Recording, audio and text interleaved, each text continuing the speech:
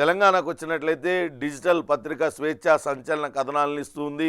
దానిలో భాగంగానే ఈరోజు మరో సంచలనమైన కథనం అంతా ఆయనే చేశారు.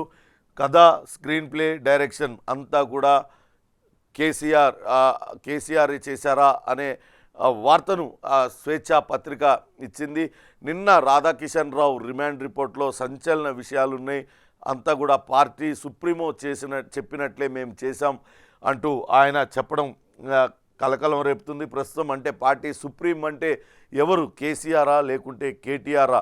సుప్రీం అంటే ఖచ్చితంగా కేసీఆరే. కేసీఆర్ ఆదేశాల మేరకే తామంతా కూడా పనిచేశామని రాధాకిషన్ రావు రిమాండ్ రిపోర్ట్లో పేర్కొనడం కొంత సంచలనం కలిగిస్తుంది. ఫోన్ ట్యాపింగ్ కేసులో గుట్టంతా విప్పిన రాధాకిషన్ రావు సుప్రీమో ఆదేశాలతోనే ట్యాపింగ్, సెర్చింగ్ ఆపరేషన్లు. ఇంతకీ ఎవరా సుప్రీమో? కేసీఆరేనా? బీఆర్ఎస్ను మళ్ళా గెలిపించేందుకు రావుల కూటమి ప్లాన్స్. ప్రతి ఎన్నికకు పోలీస్ వాహనాల్లోనే డబ్బు తరలింపు. నాటి విపక్షాల నగదు కోసం ట్యాపింగ్ వాడకం. రాధాకిషన్ రావు రిమాండ్ రిపోర్ట్లో సంచలన నిజాలు అంటూ మునుగోడు ఉప ఎన్నికకి, హుజరాబాద్ ఉప ఎన్నికకి అన్నిటికీ కూడా పోలీస్ వాహనాల్లోనే నోట్ల కట్టలన్నీ కూడా వచ్చి చేరాయి. కోట్ల రూపాయలన్నింటినీ కూడా పోలీసులే తరలించారు. దానికి అంబులెన్సులు వాడుకున్నారు. ఇటీవల జరిగిన ఎన్నికల్లో కూడా అంబులెన్సులను పెద్ద ఎత్తున వాడారు. ఇవన్నీ కూడా ఆరోపణలు చేస్తున్నారు. ఇప్పుడు స్వయంగా ఆపరేషన్లో పాల్గొని ఆ నగదంతా తరలించి వీళ్ళు చెప్పినట్లల్లా ఆడిన ఒక ఓఎస్డి అడిషనల్ ఎస్పీ స్థాయి అధికారి ఆయన రిమాండ్ రిపోర్ట్లో ఆయన అన్నీ కూడా సంచలన విషయాలన్నింటినీ కూడా బయటపెట్టారు. వెనకాల ఉన్నదంతా కూడా సుప్రీమోనే అన్నారు. మరి ఈ సుప్రీమోకి నోటీసులు ఇస్తారా, ఈయనను విచారణకు పిలుస్తారా, లేకుంటే ఇంకెవరు ఉన్నారు దీని వెనకాల అనేది కూడా గుట్టు తేలాల్సి ఉంది. ఇవాళ రేపో ఎస్పీగా పనిచేసిన ప్రభాకర్ రావు కూడా భారతదేశానికి రానున్నారు. ఆయన వచ్చిన తర్వాత ఆయన కూడా విచారించడానికి పోలీసులు రంగం సిద్ధం చేస్తున్నారు. ఆయన విచారణలో ఎవరి పేర్లు వెల్లడిస్తారు, ఎవరెవరు తన ఆదేశాలు తనకిచ్చారు, తాను ఎవరెవరితో ఈ ఆదేశాలన్నీ కూడా అమలు చేయించాను, ఇవన్నీ కూడా గుట్టు తేలిపోయే సమయం దగ్గర పడుతుంది. ఇప్పటికే రోజుకో కొత్త పేరు తెర మీదకి వస్తుంది. నిన్న దయానంద్ రెడ్డి అనే పోలీస్ అధికారి పేరు తెర మీదకి వచ్చింది. దయానంద్ రెడ్డి స్వయంగా అటు పోలీస్ ఉన్నతాధికారులు, పోలీసులపైనే ఆయన ట్యాపింగ్ పాల్పడినట్లుగా ఆరోపణలు కూడా వస్తూ ఉన్నాయి. చూడాలి ఇంకా సంచలన నిజాలు ఏమేమి బయటకు వస్తాయనేది కూడా వేచి చూడాలి. ఇక ఈనాడు పత్రిక కనుక చూసినట్లయితే ప్రభాకర్ రావు చుట్టూ తానే అంటూ వార్తనిచ్చారు. అసలు ఈ మొత్తం ట్యాపింగ్ వ్యవహారంలో మొదటి నుంచి కూడా ప్రభాకర్ రావు పైనే అన్ని వేళ్ళు చూపిస్తున్నాయి. ప్రభాకర్ రావు ఆదేశాలతోనే వీళ్ళందరూ కూడా ఒక టీమ్గా ఏర్పాటయ్యి ప్రభాకర్ రావు ఆదేశాలను పాటించారంటూ వార్త చెప్తూ ఉన్నారు. అటు బీఆర్ఎస్ అసమ్మతి వర్గీయులు, ప్రతిపక్ష నేతల నిఘాకే స్పెషల్ ఆపరేషన్స్ టీమ్ని ఏర్పాటు చేశారు. ఎన్నికలప్పుడు ప్రతిపక్షాలకు చెందిన వారి డబ్బు పట్టుకున్న టాస్క్ ఫోర్స్ సిబ్బంది అటు ఆ డబ్బంతా ఎక్కడ పోయింది ఏంటి అనేది కూడా తేలాల్సి ఉంది. ఇంకా చాలా డబ్బులు వసూలు చేశారు. అటు రాజకీయ నేతలను కూడా బెదిరింపులకు పాల్పడ్డారనే వార్తలు వస్తున్నాయి. ఆయన ఆదేశాలతోనే డబ్బు స్వాధీనం అంటూ ఇచ్చారు. టాస్క్ ఫోర్స్లో పనిచేసినప్పుడు ప్రభాకర్ రావు ఆదేశాలు, ప్రణీత్ రావు ఇచ్చిన సమాచారం ఆధారంగా రాధాకిషన్ రావు డబ్బు స్వాధీనం వంటి కేసులు పట్టుకున్నారు. వాస్తవానికి టాస్క్ ఫోర్స్ ఓఎస్డీగా ఇలాంటి పనులు చేయాల్సిన అవసరం లేదు. ప్రభాకర్ రావు సూచనల మేరకు 2018 ఎన్నికల సమయంలో డబ్బు పంపిణీకి సంబంధించిన సమాచారాన్ని రాధాకిషన్ రావుకు ప్రణీత్ రావు చేరవేశారు. దాని ఆధారంగా రాధాకిషన్ రావు ఆధ్వర్యంలోని టాస్క్ ఫోర్స్ సిబ్బంది హైదరాబాద్లోని రాంగోపాల్పేట పరిధిలో ప్యారడైజ్ హోటల్ వద్ద శేర్లింగంపల్లి శాసనసభ నియోజకవర్గంలో తెలుగుదేశం పార్టీ తరపున పోటీ చేసిన భవ్య ఆనంద్ ప్రసాద్కు సంబంధించిన డబ్బును పట్టుకున్నారు. దుబ్బాక ఎన్నికల సమయంలో కూడా టెక్నికల్ సర్వైలెన్స్ కార్యక్రమాలు నిర్వహించింది. ఆ బృందం ఇచ్చిన సమాచారం ఆధారంగా టాస్క్ ఫోర్స్ అభ్యర్థులు రఘునందన్ రావుకు సంబంధించిన బంధువులకు సంబంధించిన డబ్బులను పట్టుకున్నారు. మునుగోడు ఉప ఎన్నికలో కూడా వీళ్ళందరూ కూడా పాల్గొన్నారు. ఈ రకంగా అటు సంఘ వ్యతిరేక శక్తుల కోసం వాడాల్సిన నిఘా వ్యవస్థను మొత్తాన్ని తన రాజకీయంగా ఎదగడానికి, రాజకీయంగా తన పట్టు నిలుపుకోవడానికి, మరోసారి అధికారంలోకి రావడానికి వాడుకున్నారు. ఇవన్నీ కూడా అటు బీఆర్ఎస్ అగ్రనేత ఆదేశాలతోనే చేశామంటూ రాధాకిషన్ రావు విచారణలో వెల్లడించారు. దానికి సంబంధించిన రిమాండ్ రిపోర్ట్ను కూడా పోలీసులు అటు కోర్టులో వేశారు. ఈరోజు రేపో ప్రభాకర్ రావు రానున్నారు. ఆయన ఎటువంటి చెప్తారు, ఏం చెప్తారు అనేది కూడా చూడాలి. ఇక రికార్డు స్థాయికి బంగారం ధర చేరుకుంది. 71,300 రూపాయల 10 గ్రాముల బంగారం రికార్డు స్థాయికి చేరుకుందంటూ చెప్తున్నారు. ఇప్పుడు అసలే పెళ్లిళ్ళ సీజను, బంగారం భారీగా కొంటారు. ఇటువంటి సమయంలో బంగారం ధర భారీగా పెరగడంతో అటు సామాన్యులందరూ కూడా బంగారం కొనలేని పరిస్థితి ఏర్పడుతుంది. కానీ బంగారం ధరపైన నియంత్రణ ఉండడం లేదు. 22 క్యారెట్ల ఆర్నమెంట్ బంగారం ధర 64,000కు పైగా ఉంది. 24 క్యారెట్ల బంగారం సోమవారం 71,300కి చేరుకుందనే వార్తను ముఖ్యమైన వార్తగా ఈనాడు ప్రచురించింది. ఇక ఆంధ్రజ్యోతి కనుక చూసినట్లయితే హాట్ వెరీ హాట్ అంటూ ఇచ్చింది. ఇప్పటికే అటు ఎన్నికల హీటు మొదలైంది, మరోపక్క మండు టెండలు కూడా ఉన్నాయి. ఈ ఏడాది ఏప్రిల్ నుంచి జూన్ వరకు మంటలే ఉన్నాయి. దేశంలో సాధారణం కంటే అధిక ఉష్ణోగ్రతలు, తెలుగు రాష్ట్రాల్లోనూ ఎండలు తీవ్రత అధికంగా ఉంటుంది. ఈసారి ఎక్కువ రోజులు వడగాల్పులు వస్తాయంటూ ఐఎండీ హెచ్చరిస్తుంది. రాష్ట్రంలో 43 డిగ్రీలకు ఉష్ణోగ్రతలు చేరుకున్నాయి. నేడు రేపు ఆరెంజ్ అలర్ట్ ఇచ్చారు. వడగాల్పులు కూడా ఎక్కువే ఉంటాయి. అందరూ కూడా దయచేసి జాగ్రత్తగా ఉండండి. వృద్ధులు, పిల్లలు తగిన జాగ్రత్తలు తీసుకోవాలి. డీహైడ్రేట్ కాకుండా చూసుకోవాలి. ఎండ సమయంలో ఎంతో అత్యవసరమైన పని ఉంటే తప్పితే బయటికి వెళ్ళొద్దంటూ హెచ్చరిస్తున్నారు. అటు వైద్యుల సలహా తీసుకోండి. వడదెబ్బ తగిలినట్లయితే వెంటనే చికిత్స తీసుకోండి. డీహైడ్రేట్ కాకుండా తగినంత నీరు తీసుకోవాలంటూ చెప్తూ వస్తున్నారు. ఇక బీఆర్ఎస్ కోసం స్పెషల్ టాస్క్ అంటూ చెప్పారు. కేవలం టాస్క్ ఫోర్స్ అనేది కేవలం బీఆర్ఎస్ పార్టీకి మేలు చేయడానికే పనిచేసింది. అటు గులాబీ గెలుపు కోసం SIB task force special operation చేసే ఒకే సామాజిక వర్గానికి చెందిన అధికారులతో బృందాలు ఏర్పాటు చేశారు. నల్గొండకు ప్రణీత్, రాచకొండకు భుజంగరావు ఇన్ఛార్జ్. తెరపైకి మాజీ additional SP Venugopala Rao signal, WhatsApp, Snapchat ద్వారా సమాచారం చేరవేసుకున్నారు ఒకరికొకరు. ఇంటెలిజెన్స్ చీఫ్ ప్రభాకర్ రావు ఆయన చెప్పినట్లుగానే అటు వ్యతిరేక పార్టీకి, అధికార పార్టీకి సంబంధించిన వాళ్ళే కాకుండా ప్రతిపక్ష పార్టీలకు సంబంధించిన వాళ్ళ డబ్బులు పట్టుకున్నారు. వీళ్ళ ఏమో బీఆర్ఎస్ నేతల డబ్బులు రవాణా చేయడానికేమో టాస్క్ ఫోర్స్ వాహనాలు వాడారు. ఫోన్ ట్యాపింగ్తో ప్రత్యర్థి పార్టీల ఆర్థిక మూలాలపైన దాడి చేశారు. మొత్తం అన్ని నియోజకవర్గాలలో కూడా ఇట్లా చేశారు. బాల్య స్నేహితుడైన ఎమ్మెల్సీకి రాజపుష్ప నుంచి డబ్బు తరలించారు. ఇవన్నీ కూడా రాధాకిషన్ రావు తన రిమాండ్ రిపోర్ట్లో పోలీసుల విచారణలో వెల్లడించిన అంశాలు. వాటినన్నింటినీ కూడా రిమాండ్ రిపోర్ట్లో పెట్టారు. తిరిగి రాధాకిషన్ రావుని కస్టడీకి ఇవ్వాలంటూ కోరుతున్నారు. కస్టడీ తీసుకొని విచారిస్తే మరిన్ని విషయాలు వెలుగులోకి వస్తాయని పోలీసులు చెప్తున్న పరిస్థితి అయితే ఉంది. చూడాలి ఇవాళ రేపు ప్రభాకర్ రావు వచ్చిన తర్వాత ఆయనను ఈయనను కలిపి విచారిస్తారా, ఎలా విచారిస్తారా అనేది కూడా చూడాలి. ఇక ఖమ్మం రేసు నుంచి అటు బట్టి నందిని వైదొలిగారనే వార్తను ఆంధ్రజ్యోతి పత్రిక ఇచ్చింది. ఖమ్మం, కరీంనగర్, ఖమ్మం, హైదరాబాద్ స్థానాలపైన ఇంకా సస్పెన్స్ వీడలేదు. ఇంకా 4 స్థానాలకు అభ్యర్థులను ప్రకటించాల్సి ఉంది. మొన్న పార్టీలో చేరిన కడియం శ్రీహరి కుమార్తె కడియం కావ్యకు వరంగల్ టికెట్ కేటాయించారు. ఆమె అక్కడి నుంచి పోటీ చేయబోతున్నారు. నిన్న ఏఐసిసి అధికారికంగా ప్రకటించింది. ఇప్పటికే అటు వరంగల్ స్థానం నుంచి పసునూరి దయాకర్ సిట్టింగ్ ఎంపీ, ఆయన కూడా కాంగ్రెస్ పార్టీలోనే చేరారు. మరి ఇప్పుడు కావ్యకి ఇవ్వడంతో ఆయన ఎటువంటి నిర్ణయం తీసుకుంటారు, ఆయనకు కాంగ్రెస్ పార్టీ ఏ రకమైన భరోసా ఇస్తుందనేది కూడా వేచి చూడాలి.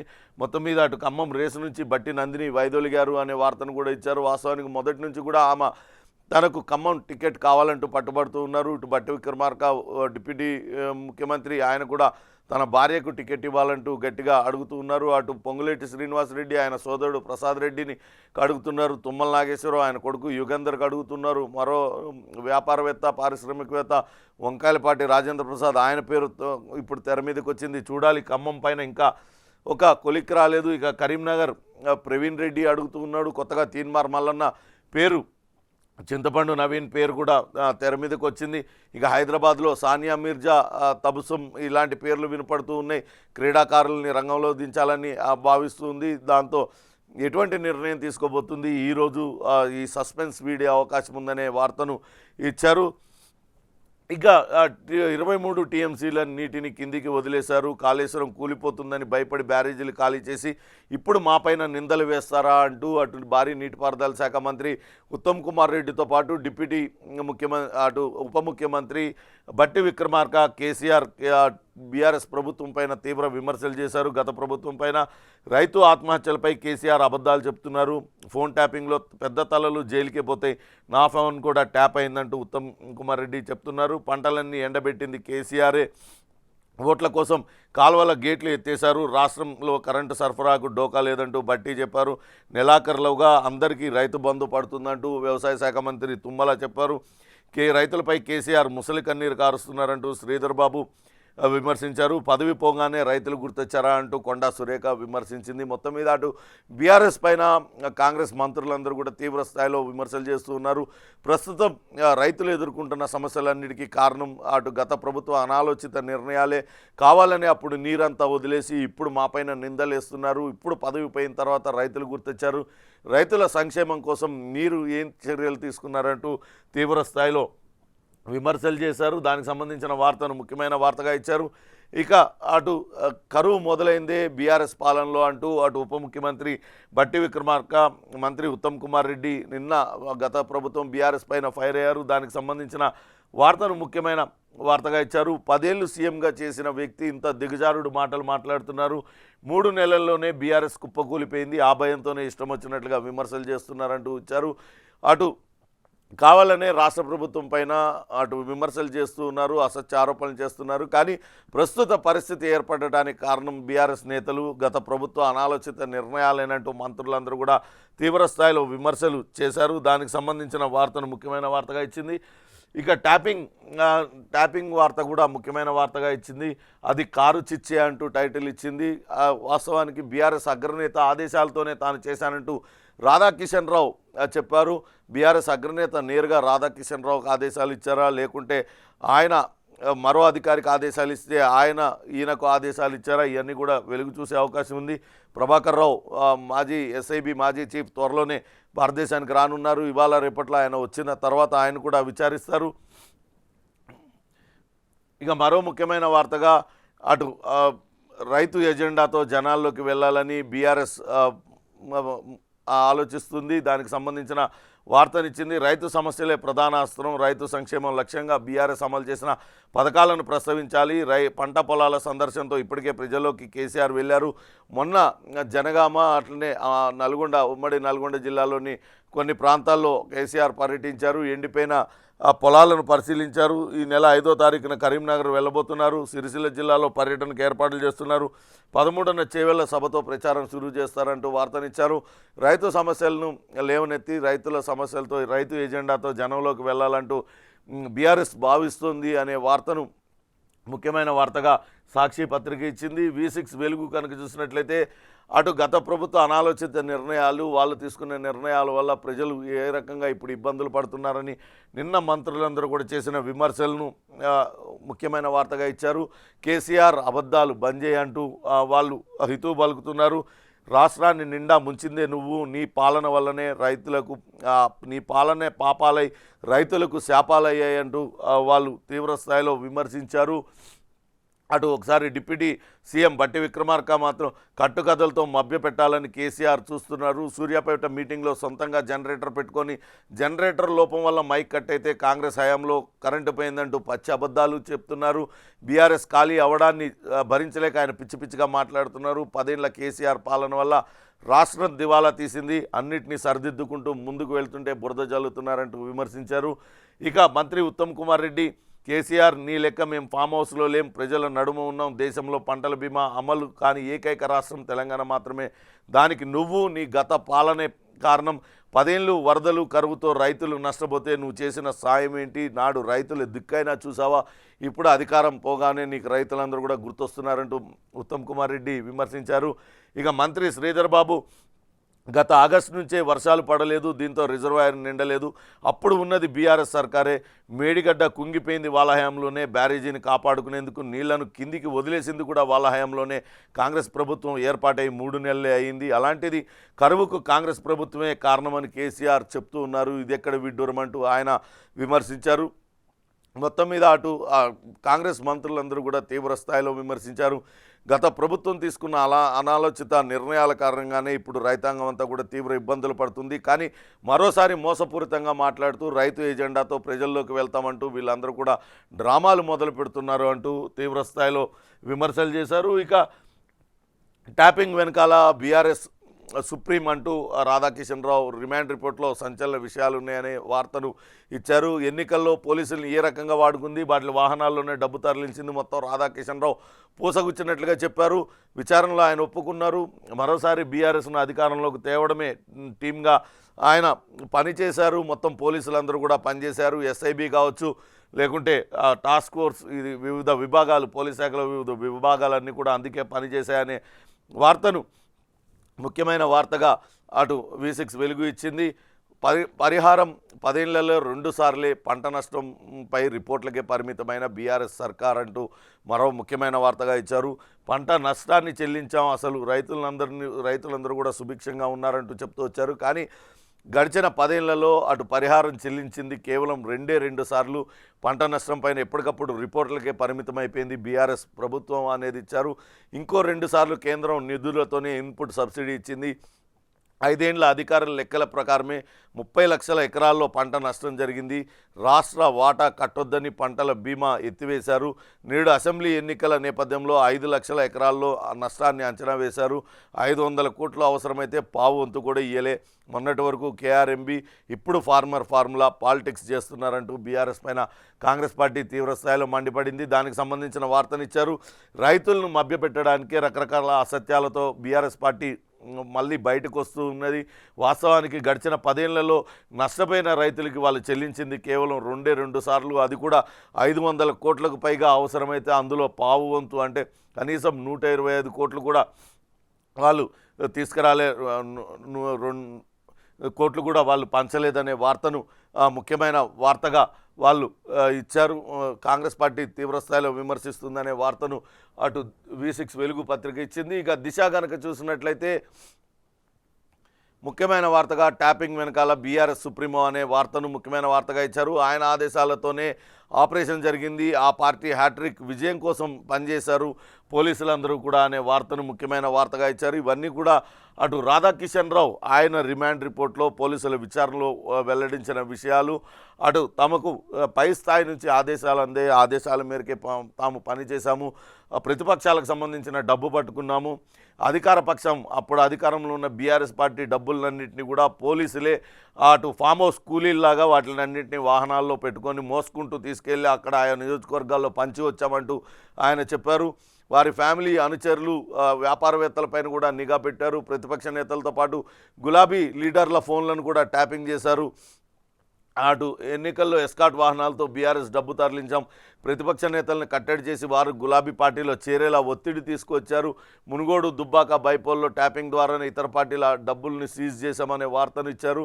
ఇవన్నీ కూడా బీఆర్ఎస్ సుప్రీం ఆదేశాల మేరకే నాకు హైదరాబాద్ టాస్క్ ఫోర్స్ డీసీపీగా నాకు ఆ పోస్టును ఇచ్చారు. సామాజిక వర్గం ఆధారంగానే ఇంటెలిజెన్స్ డీఐజీగా ప్రభాకర్ రావు, ప్రణీత్ రావు, భుజంగరావు, వేణుగోపాలరావు, తిరుపతితో టీం ఏర్పాటు చేశాం.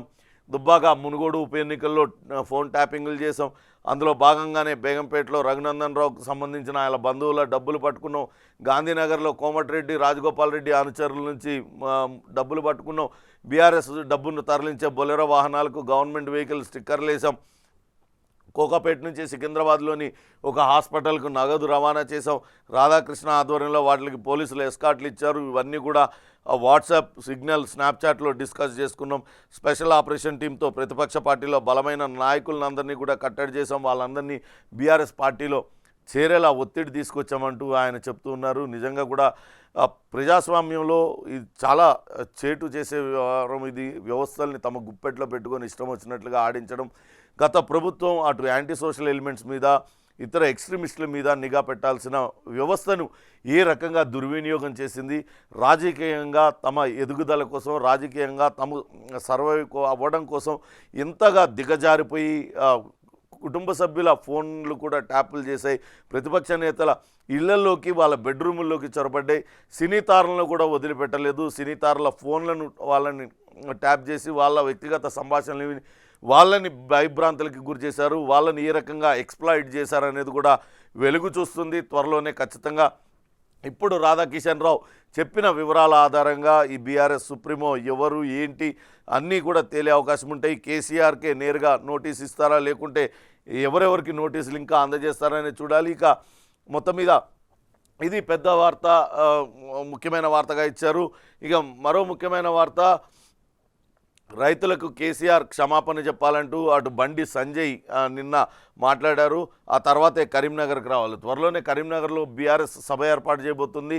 అక్కడ నష్టపోయిన పంట పొలాలను, పాడైపోయిన పంట పొలాలను చూసి రైతుల్ని పరామర్శించడానికి కేసీఆర్ రాబోతున్నారు. కానీ రైతులకు కేసీఆర్ క్షమాపణ చెప్పిన తర్వాతే కరీంనగర్ రావాలి.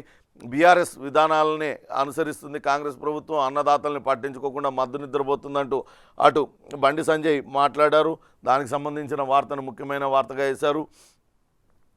ఇక మేము వచ్చేస్తాం చేర్చుకోండి అంటూ కాంగ్రెస్కు బీఆర్ఎస్ ఎమ్మెల్సీలు రిక్వెస్ట్ చేస్తున్నారు. దాదాపు 25 మంది ఆసక్తి చూపిస్తున్నారు. అధికార పార్టీ నిర్ణయం కోసం వెయిట్ చేస్తున్నారు అనే వార్తను ముఖ్యమైన వార్తగా ఇచ్చారు. ఇప్పటికే అటు కాంగ్రెస్ పార్టీలో చేరేందుకు బీఆర్ఎస్ పార్టీ ఎమ్మెల్యేలు, ఎమ్మెల్సీలు అందరూ కూడా సిద్ధమవుతున్నారు. కానీ ఆచితూచి వ్యవహరిస్తున్నారు. ఇటీవలే రేవంత్ రెడ్డి ప్రకటించారు, తాము కనుక గేట్లు బార్లా తెరిస్తే మీ దగ్గర ఒక్కరు కూడా మిగలరంటూ హెచ్చరించారు. అయితే ఇప్పుడు పార్టీలో నేతలందరూ కూడా రకరకాల కారణాలతో బీఆర్ఎస్ పార్టీని వీడుతూ ఉన్నారు. గత 10 ఏళ్లలో బీఆర్ఎస్ పార్టీలో ఏమాత్రం గౌరవం దక్కలేదు. కేవలం అధికారంలో ఉన్నామనే ఒకే ఒక్క కారణంతో అక్కడ ఉన్నాం, కానీ ఏ రోజు మమ్మల్ని కనీసం మనుషుల్లా ట్రీట్ చేసింది కూడా లేదంటూ చాలామంది వాపోతూ ఉన్నారు. వాళ్ళందరూ కూడా ఇప్పుడు కాంగ్రెస్ పార్టీలో చేరుతూ ఉన్నారు. ఇటీవల కాంగ్రెస్ పార్టీలో చేరి ఎమ్మెల్యేగా ఎన్నికైన వేముల వీరేశంలో కూడా ఆయన కూడా గతంలో మాట్లాడారు. కాంగ్రెస్ పార్టీలో చేరినప్పుడు అక్కడ ఆదరణ లేని పార్టీ నుంచి నన్ను హక్కుని చేర్చుకుంటుంది, ఆదరిస్తున్న పార్టీలో చేరాను, అమ్మలాంటి కాంగ్రెస్ పార్టీలో చేరానంటూ ఆయన కూడా వ్యాఖ్యానించారు. గతంలో ఆయన బీఆర్ఎస్ పార్టీలో ఉన్నప్పుడు ఏ మాత్రం కూడా ఆత్మగౌరవం లేకుండా ఉండాల్సి వచ్చింది. తనను ఎక్కడికక్కడ తొక్కిపెట్టి అసలు బీఆర్ఎస్ పార్టీ నేతలకు ఎవరికి కూడా గౌరవం లేదు. ఆ పార్టీలో కేవలం నలుగురు, కేసీఆర్, కేటీఆర్, హరీష్ రావు, కవిత, వీళ్ళ తప్పించి ఇంకా ఎవ్వరు కూడా మనుషులుగా కూడా ట్రీట్ చేయలేదనే మాటలను ఆయన మాట్లాడారు. ఇటీవల పార్టీ వీడిన కేకే కూడా అదే రకమైన వ్యాఖ్యలు కూడా చేశారు. ఆ నలుగురే ఉన్నారు తప్పించి ఎక్కడ కూడా పార్టీకి ప్రజలకు మధ్య దూరం పెరిగిపోతున్నా పట్టించుకోలేదంటూ, అందుకే పార్టీ మారుతున్నానంటూ ఆయన కూడా ప్రకటించారు. ఇవి ఇవాళ ఇంట్రెస్టింగ్ టాపిక్స్.